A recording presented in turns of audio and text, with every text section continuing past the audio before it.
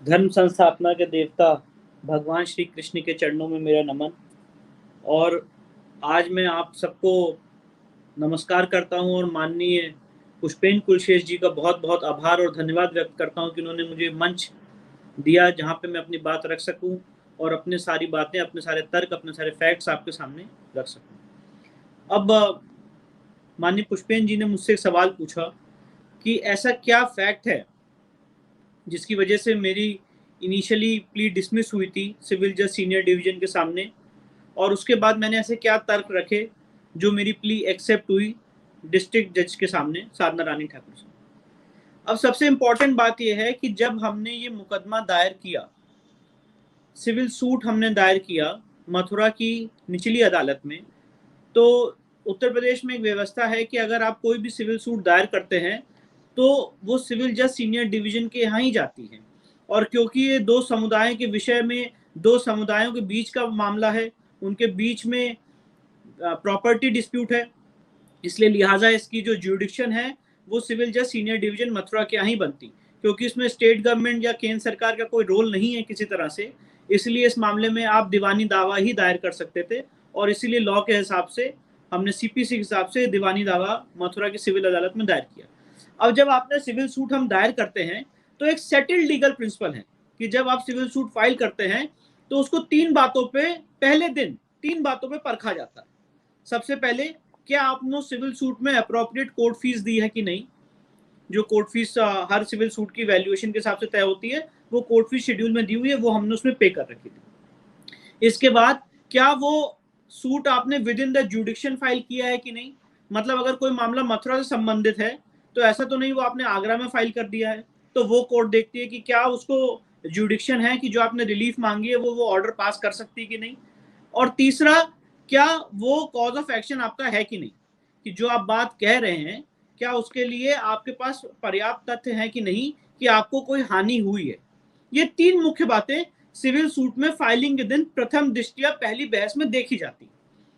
अब आप जान के हैरान हो जाएंगे, और मैं यहाँ पे किसी व्यक्ति विशेष पे या न्यायालय पे टिप्पणी नहीं कर रहा हूं, पर फेयर क्रिटिसिज्म लॉ में हमारा राइट है, और वही बात मैं आपके सामने रखने आया हूं। जब हमने ये सिविल सूट दायर किया तो उस दिन हमें कहा गया कि ठीक है, हम इसको देखेंगे, अध्ययन करेंगे, उसके बाद आपको नेक्स्ट डेट देंगे जब आप आके इसमें अपनी बहस रखिएगा। उस दिन कोई सुनवाई हुई, पर उस दिन उसमें कोई डिटेल्ड ऑर्डर पास नहीं हुआ। जनरली आप सिविल सूट जब दायर करते हैं, किसी भी आप वकील से अक्रॉस द कंट्री पूछ लीजिए, तो civil suit as a matter of practice register होता है, और उसके बाद उसमें आगे इश्यूज फ्रेम होते हैं, अदर साइड को नोटिस समन्स जारी किए जाते हैं, वो आके अपना जवाब रखते हैं, वगैरह वगैरह। इस केस में जब हमने सिविल सूट दायर किया, क्योंकि मीडिया के द्वारा हाइप्ड मैटर था, तो उसको उस समय कोई ऑर्डर पास नहीं किया गया।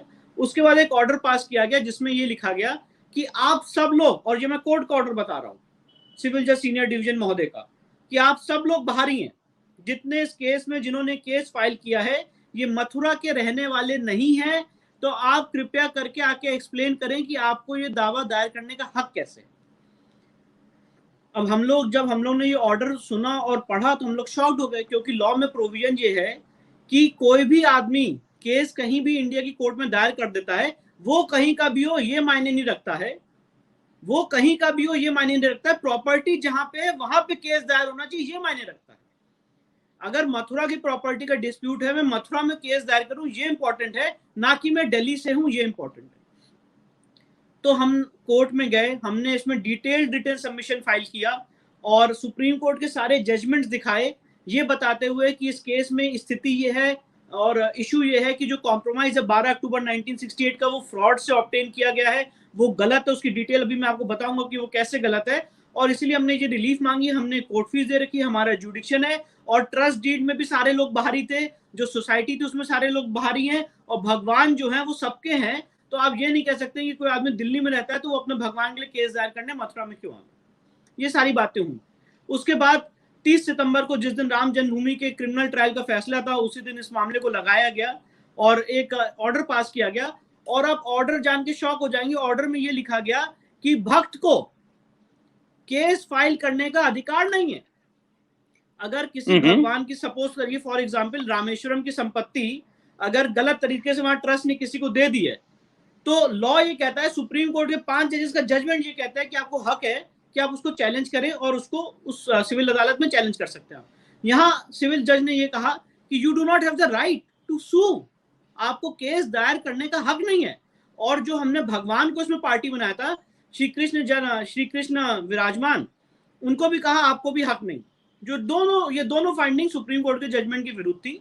और इसमें मीडिया ने गलत तरीके से, मैं उन लोगों का नाम नहीं लेना चाहता हूं, पर मैं आपके सामने बहुत स्पष्ट रूप से रखना चाहता हूं कि कुछ लोग जिनके अपने वेस्टेड इंटरेस्ट है, अपने एजेंडा हैं, उन्होंने एक खबर चला दी बिना कोर्ट का ऑर्डर देखे। आप इस बात को नोट करिए, बिना कोर्ट का ऑर्डर देखे खबर चला दी कि ये suit places of worship act 1991 की वजह से डिसमिस हो गया। कोर्ट ने अपने ऑर्डर में नहीं लिखा है कि वो प्लेसेस ऑफ वर्शिप एक्ट की वजह से खारिज कर रहे हैं। कोर्ट ने अपने ऑर्डर में 2 बातें कही कि इनको राइट टू सू नहीं है, और अगर हमने इनको केस दायर करने की अनुमति दी केस दायर करने की, तो सामाजिक और न्यायिक व्यवस्था चरमरा जाएगी। अब इस बात को हमने जिला जज महोदय के सामने चैलेंज किया फर्स्ट अपील में। ये कहा कि केस दायर करने से कभी सामाजिक व्यवस्था चरमराती नहीं है, केस दायर करने से समाज को आवाज मिलती है। एक संवैधानिक सेटअप में हम लोग सीए और एनआरसी की तरह सड़कों पे नहीं उतरे हैं, मीडिया की ओवी और बसेस नहीं चलाई हैं। हम अपना संवैधानिक अधिकार अडॉप्ट करके कोर्ट में आए हैं और अपनी बात कोर्ट में कह रहे हैं। तो कोर्ट में आने से कैसे कोई संवैधानिक व्यवस्था, सामाजिक व्यवस्था चरमरा जाएगी, और कोर्ट में आने से कैसे जुडिशियल व्यवस्था चरमरा जाएगी। अब देखिए आप, ये मैं आपको इसीलिए मैं लाया भी हूं, ये चाहें तो आप इसको देख सकते हैं। ये बुक है 2019 15 स्केल, ठीक है। सुप्रीम कोर्ट का जजमेंट है राम जन्मभूमि के केस में, जो 5 जजेस ने दिया है। और ये पैरा 344, मैं शायद यहाँ पे क्लैरिटी आएगी नहीं आएगी मुझे नहीं पता, पर पैरा 344 आप नोट कर लें। इसमें स्पष्ट रूप से लिखा है कि अगर भगवान की संपत्ति के साथ गलत तरीके से उसका एलिनिएशन हुआ है, अगर ट्रस्ट ने उसको गलत तरीके से या किसी भी व्यक्ति ने भगवान की संपत्ति किसी को दे दी है, तो भगवान को राइट है कोर्ट में आने का, डेटी को राइट है कोर्ट में आने का, वर्शिपर को राइट है कोर्ट में आने का। फॉर एग्जाम्पल, आज राम जन्मभूमि ट्रस्ट बना हुआ है, जैसा हम जानते हैं सुप्रीम कोर्ट के जजमेंट से। अब राम जन्मभूमि ट्रस्ट चाहे कि उस ट्रस्ट की 1 भी इंच को किसी को दे दे, तो उनका हक नहीं है, और वो हम और श्री रामलला विराजमान खुद नेक्स्ट फ्रेंड के द्वारा कोर्ट में चैलेंज कर सकते हैं। ये मैं नहीं कह रहा हूं, ये सुप्रीम कोर्ट के 5 जजेस ने कहा है। इसीलिए इस लॉ को दिखाते हुए हमने जिला जज के सामने अपील की, और हमने कहा कि हमारे साथ सबसे बड़ा अन्याय हुआ है, जहां places of worship act in issue नहीं है, जहां उसकी कोई बात नहीं है, और जहां पे फाइंडिंग कोर्ट की लीगल से ज्यादा डिफरेंट फाइंडिंग है, ये कहते हुए कि आप अगर कोर्ट में केस दायर करेंगे तो सामाजिक व्यवस्था चरमरा जाएगी। तो जिसमें जिला जज महोदय ने हमारी अपील स्वीकार की। ट्रस्ट मस्जिद ईदगाह, सुन्नी सेंट्रल वक्फ बोर्ड, श्री राम जन्मभूमि ट्रस्ट, श्री कृष्ण जन्मस्थान सेवा संघ, इन चारों को नोटिस जारी किया है। अब इस मामले की सुनवाई 18 नवंबर को है। मूलतः बेसिकली हमारा केस क्या है, ये केस हमने क्यों दायर किया है? ये केस दायर करने का इंटेंशन ये नहीं है कि हम सामाजिक व्यवस्था को हिलाएं। ये केस दायर करने का ये इंटेंशन नहीं है कि हम समाज में विद्वेष या कोई बुरी भावना पैदा करें। ये केस दायर करने का इंटेंशन ये है कि जो मैं आपको फैक्ट्स बताने जा रहा हूं, अगर आप उस फैक्ट्स को ध्यान से अध्ययन करेंगे तो आपके ज्ञान में आएगा, आपकी नॉलेज में आएगा कि ये सबसे बड़ा फ्रॉड, सबसे बड़ी कॉन्स्पिरेसी भगवान कृष्ण के साथ कुछ लोगों ने की है। अब कुछ बिंदु आपको सामने बताता हूं बहुत शॉर्ट में, और वो ऐसे हैं कि ये जो पूरी संपत्ति थी 13.37 एकड़ लैंड है, जो आज से नहीं हजारों सालों से हिंदू विश्वास करते हैं कि भगवान कृष्ण का जन्म यहीं हुआ, वो यहीं पे अवतरित हुए। कंस का कारागार भी आज भी वहीं पे है, और जब इसकी आगे चल के आर्कियोलॉजिकल सर्वे द्वारा खुदाई होगी तो वो सारी चीजें मिलेंगी। ये हमारा और सारे हिंदू समाज का ये विश्वास है, फेथ है। अब 1669 में, ये डेट बहुत इंपॉर्टेंट है, नोट कर लीजिए, मैंने अपने सूट में इसको लगाई भी है। 1669 में औरंगजेब को ये मंदिर बहुत आंखों में खलती थी, जो राजा वीर सिंह बुंडेला ने 1618 में मंदिर बनवाई थी, 33 लाख रुपए की कॉस्ट से। ये ऑन रिकॉर्ड है। जितनी बातें मैं आपको यहाँ पे बोल रहा हूं, कोई बात किसी किताब से पढ़ी हुई नहीं बोल रहा हूं। ये सारी बातें लीगल हिस्ट्री है इस केस की, जो पहले के एफिडेविट्स, जो पहले के हलफनामे, जो पहले के लीगल रिकॉर्ड्स हैं, 10 राउंड ऑफ लिटिगेशन हुआ इस केस में, वहां से बता रहा हूं।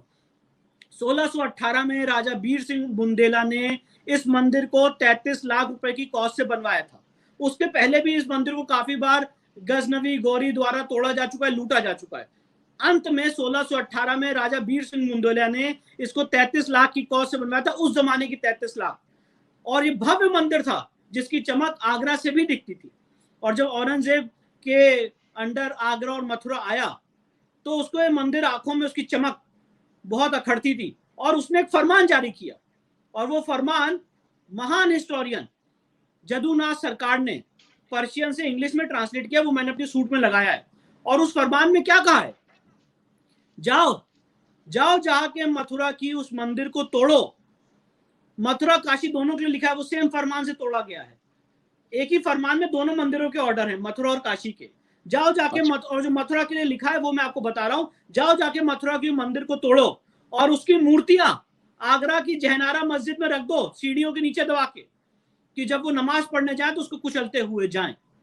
ये बात मैंने नहीं कही है, ये औरंगजेब ने अपने फरमान में कही है। जदुनाथ सरकार ने इसको पर्शियन से इंग्लिश में ट्रांसलेट किया है, और फरमान की ओरिजिनल कॉपी आज भी बीकानेर के म्यूजियम में है।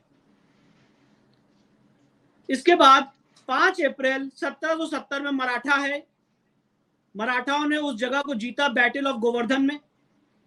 पूरी संपत्ति मथुरा की नजूल लैंड या मराठा सरकार की, मराठा हुकूमत की घोषित कर दी गई। 1803 में ब्रिटिशर्स आए, ब्रिटिशर्स की हुकूमत होगी ईस्ट इंडिया कंपनी की, क्योंकि ये जगह हमारे लिए बहुत इंपॉर्टेंट थी। 1815 में राजा पटनीमल, जो बनारस के हैं, जो भी बाहरी हैं, राजा पटनीमल ने ये संपत्ति 1815 में ब्रिटिश सरकार से पब्लिक ऑक्शन में बकायदा पैसा देके खरीदी 1815 में। और उसके बाद उनके पास इतनी क्षमता नहीं थी कि वो उसमें भव्य मंदिर बना सके। उनके लीगल हेयर्स, उनके जो पौत्र हैं राय किशन दास, उन्होंने इसको 8 फरवरी 1944 को बेच दिया। किसको बेच दिया? पंडित मदन मोहन मालवीय जी को बेच दिया कि आप इसमें भव्य मंदिर बनाएं, हमारे पास इतने पैसे नहीं है कि हम यहाँ पे मंदिर बना सकें। तो पंडित मदन मोहन मालवीय उस समय इस देश के सर्वमान्य लीडर थे, और उनको दिया गया कि आप इसका जीर्णोद्धार करें और यहाँ पे एक भव्य मंदिर बनाया जाए।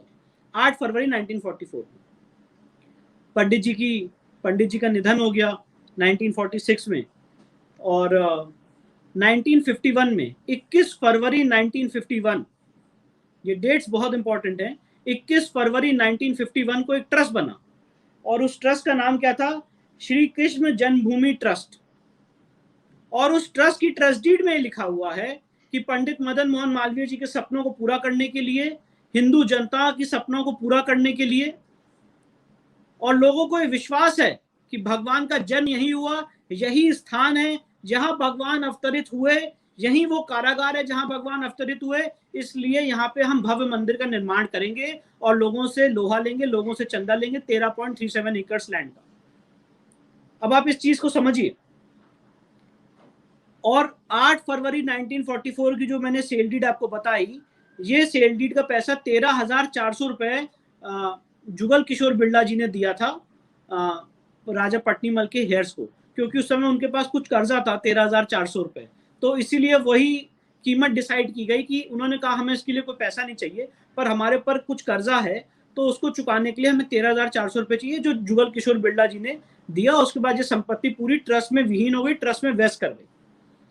अब इसके बीच में 10 राउंड ऑफ लिटिगेशन हुए। 1875 में 6 सूट फाइल हुए मुस्लिम द्वारा, जो वो हार गए।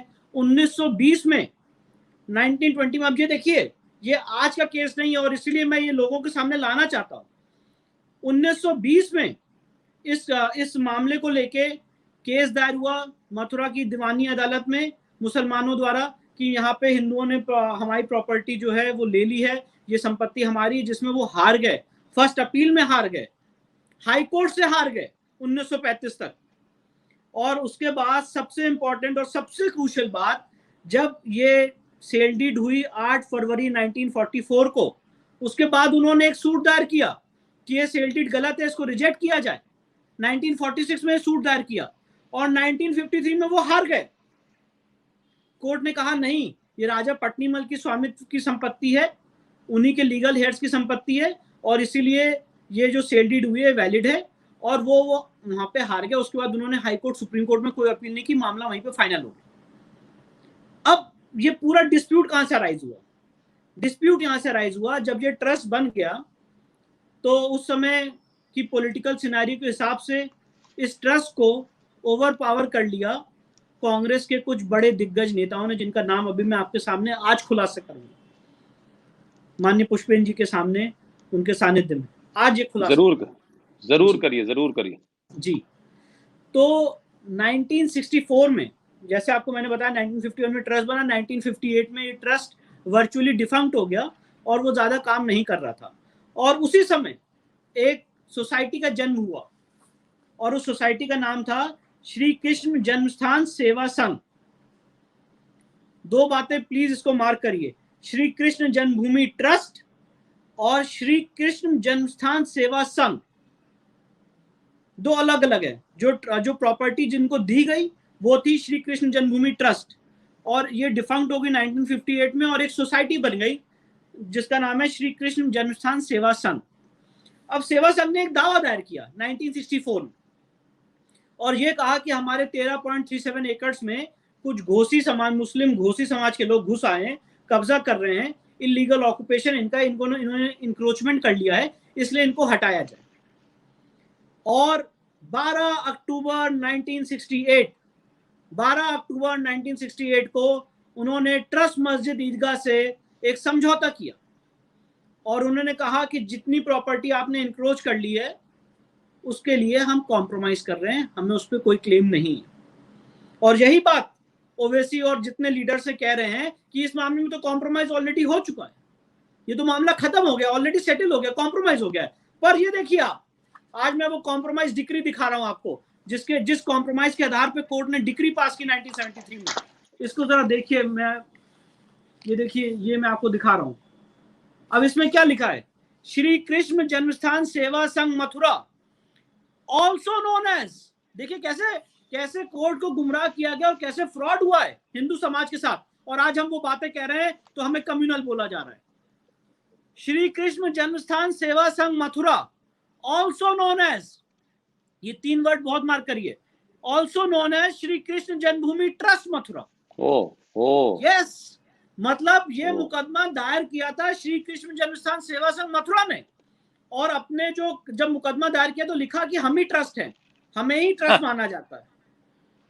और इन्होंने समझौता किया ट्रस्ट मस्जिद ईदगाह से, ना संपत्ति इनकी, ना स्वामित्व इनका, ना इनके पास प्रॉपर्टी के कोई पेपर, तो इनको समझौता करने का हक नहीं था। और लॉ में एक बहुत सेटल्ड प्रिंसिपल है, फ्रॉड अनरेवल्स एवरीथिंग। अगर कोई चीज आपने फ्रॉड से ऑब्टेन की है तो वो it goes to the root of the matter और वो आप कभी भी चैलेंज कर सकते हैं। तो इसीलिए सवाल पूछा, जब भी आपकी नॉलेज में आप चैलेंज कर सकते हैं। और ये बात हमारी नॉलेज में जनवरी में आई और with in the period of limitation, 3 साल की लिमिटेशन पीरियड होती है, उसके अंदर हमने सूट दायर कर दिया। और ये समाज का कोई भी आदमी कर सकता है, ये सिर्फ विष्णु जैन का वो नहीं है, जिसने रिसर्च की, जिसको पता चला, जिसकी नॉलेज में आया, जिसने भगवान के साथ गद्दारी की है, गलत किया है, तो वो दावा दायर कर सकता है। और इस केस में हमने क्या मांग की है? हमने ये मांग की है कि इस समझौते को निरस्त किया जाए क्योंकि ये फ्रॉड से ऑब्टेन किया गया है और ये सारी संपत्ति अपने लिए 1 इंच नहीं मांगी है। हमने कहा ये सारी संपत्ति ट्रस्ट को दे दे, हमें नहीं चाहिए। ये सारी संपत्तियां भगवान का जो ट्रस्ट बना हुआ है, जो पंडित मदन मोहन मालवीय जी के सपनों को पूरा करने के लिए ट्रस्ट बना था, उन्हीं को दे दे और उसके बाद फ्रेश स्कीम ऑफ एडमिनिस्ट्रेशन बनेगा, जिसके बाद ये ट्रस्ट फंक्शन करेगा। और ये जो यहाँ पे इलीगल मस्जिद बनी है इस फेक समझौते के आधार पे, इसको हटाने का आदेश पारित किया जाए। अब ये समझौता किसने किया था? वो दो बड़े दिग्गज नाम कौन थे? श्री एम अनंत संयम अयंगार, श्री एम अनंतयानम अयंगार, ये गवर्नर थे बिहार के, और श्री द्वारका प्रसाद मिश्रा चीफ मिनिस्टर थे मध्य प्रदेश के। ये दोनों कांग्रेस के सबसे दिग्गज, सबसे बड़े लीडर्स थे और उस समय सेवा संघ इनके कब्जे में था, इनके डायरेक्शंस पे ये सेवा संघ चलता था।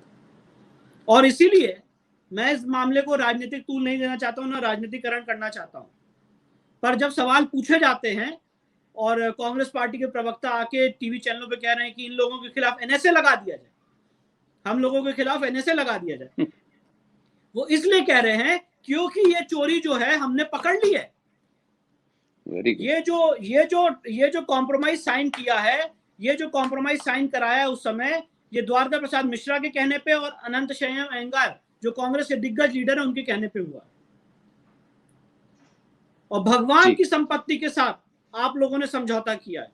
13.37 एकड़ की हर एक इंच हम लोगों के लिए पूजनीय थी, जहां पे हमारे भगवान, हमारे कृष्ण धर्म संस्थापना के देवता ने जन्म लिया था, अवतरित हुए थे, वो हम लोग के लिए सबसे पूजनीय, सबसे पायस लैंड है।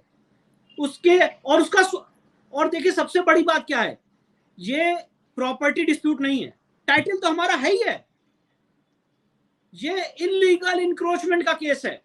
हमें ये साबित नहीं करना है यहाँ पे कि हमारे भगवान यहाँ पैदा हुए थे कि यहाँ पैदा हुए थे, जैसा इन लोगों ने राम जन्मभूमि में हमारी आस्था और फेथ के साथ मजाक उड़ाया। ये सवाल ये है कि 13.37 एकड़ में साहब आप कहां से आ गए, आपको यहाँ पे कैसे एंट्री मिल गई? 1920 के जजमेंट में, जो अभी मैंने आपको 1920 का जजमेंट का हवाला दिया, उस जजमेंट में स्पष्ट रूप से लिखा हुआ है कि मराठा यहाँ पे आए थे, इनको इन्होंने निकाल दिए यहाँ से और 100 साल तक इनका कोई अस्तित्व नहीं रहा। तो अगर किसी संपत्ति में कब्जा हमारा है, ओनरशिप हमारी है, और आप उसमें अपने तलवार की नोक पे गलत तरीके से घुस आए और कुछ समाज के लोग, मैं वो वर्ड यूज नहीं करना चाहता हूं, उसके साथ कॉम्प्रोमाइज कर लें और हम वो बात रेस करें, तो हम कम्युनल हो गए, सवाल हमसे पूछे जाते हैं। बहरहाल तो ये एक बात है। अब इस मामले में प्लेसेस ऑफ वर्शिप एक्ट का किसी भी तरह से कोई रोल नहीं, क्योंकि अगर आप वहां पे जाएंगे, आज की डेट में भी आप वहां पे जाएंगे, और मैं वहां पे जब हमारा केस एडमिट हुआ था, वहां पे मैं गया था, जो ट्रस्ट के इस समय पदाधिकारी गोपेश्वर जी, उन्होंने मुझे अपने आंखों से खुद दिखाया। और प्लीज आप सब जाके देखें, जो स्ट्रक्चर आज खड़ा हुआ है वो 1618 का, जहां पे जन्म स्थान बना हुआ है, तो उसकी जो कॉरिडोर्स हैं, उसकी जो नींव है, उसकी जो फाउंडेशन है, वो 1618 का ही स्ट्रक्चर है जो राजा बीर सिंह बुंदेला ने बनवाया था। और जो सो कॉल्ड मस्जिद है, ये कोई फ्रेश कंस्ट्रक्शन नहीं है सर, ये वही फाउंडेशन है जो 1618 में राजा बीर सिंह बुंदेला ने बनवाई थी। आज भी जब इसकी कार्बन डेटिंग होगी, एएसआई इसकी खुदाई करेगा, एएसआई इसकी जांच करेगा, तो वो मॉन्यूमेंट, वो स्ट्रक्चर एक एक इंच उसकी बोलेगी कि ये जमीन मंदिर की है और ये सारी संपत्ति मंदिर की है, इसमें किसी भी तरह का कोई फ्रेश कंस्ट्रक्शन नहीं हुआ, कोई नई न्यू नहीं रखी गई, वही न्यू चली आ रही है, वही फाउंडेशन चला आ रहा है। और ये बात मुझे वहां के ट्रस्टी ने स्वयं बताई